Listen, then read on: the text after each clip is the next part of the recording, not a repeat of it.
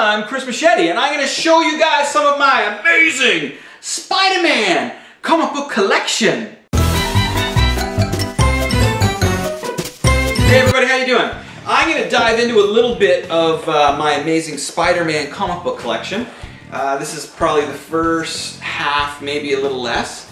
I love checking out the, as I like to call them, homegrown YouTube videos of all you people out there showing your comic books and when you go and buy them and bring them in. I think it's really, really cool. I like checking that stuff out. The flea market trips and everything.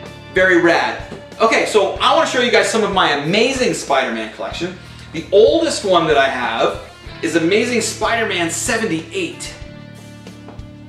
The Night of the Prowler. Boom, got this one off eBay.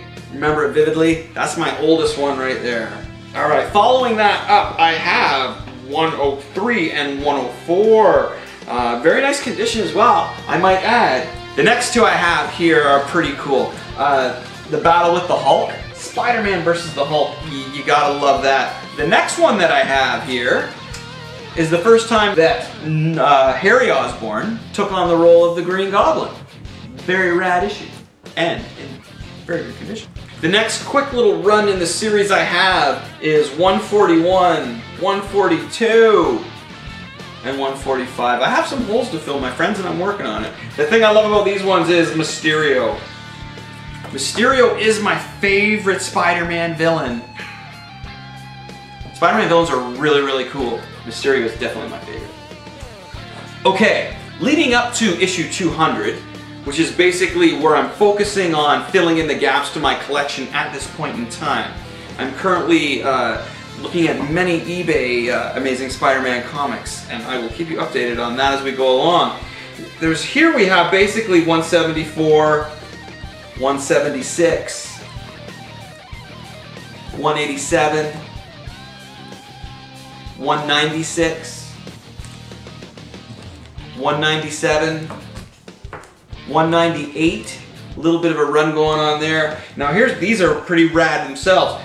These ones have the Punisher in them. 201 and 202.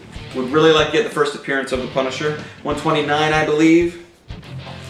We're starting off with the Punisher, we're ending with the Punisher. And that leads us up to 200 basically.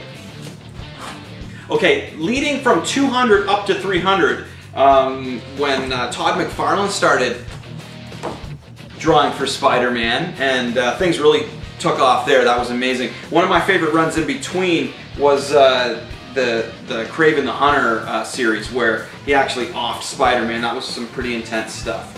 I really enjoyed that section.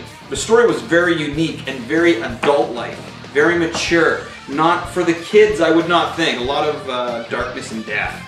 Okay, I know I'm kind of skipping here and there through the 200s. Another highlight in my collection of the 200s is issue 252, where it's not really the first appearance, well it is not the first appearance of the black costume, but the first in the Amazing Spider-Man. And the rumors are true.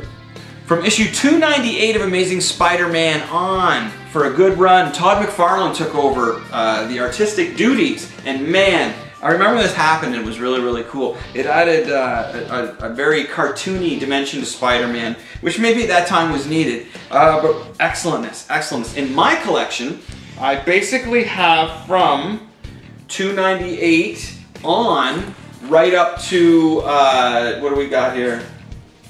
347. So I do have a complete run from basically 300 on past here. This ends this one box, so I'll have to pick up to see how far that goes on from there. But I remember vividly when McFarlane came in and how cool that was. Okay, I'm going to close things out with the last comic in this box, and this is 347 Amazing Spider-Man. Well, that's part of my Amazing Spider-Man collection anyway, folks. Hope you enjoyed it.